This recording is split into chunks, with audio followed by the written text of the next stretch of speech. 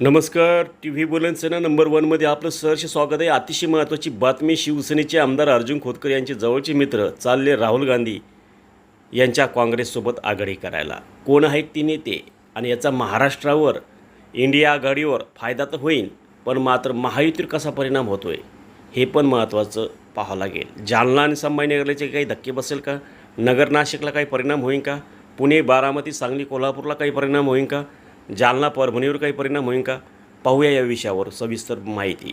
या विषयावर आमदार अर्जुन खोतकर यांची आम्ही प्रतिक्रिया समजून घ्यायचा प्रयत्न केला, पण आमदार खोतकर यांचा फोन व्यस्त दाखवत आहे. या विषयावर आता आमदार खोतकर काही बोलतील का? कदाचित आमदार खोतकर यांना त्यांचे जवळचे मित्र कोण आहे ही माहिती मिळाली असेल.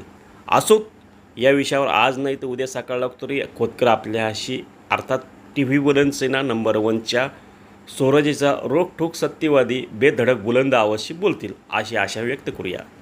आज 12 मे 2025. स्वराज्याचा बुलंद आवाज टी व्ही बुलंदसेना नंबर 1 लाईक करा. पंतप्रधान नरेंद्र मोदी यांनी पाकवाल्यांना काय इशारा दिला ते पण आपण बघूया.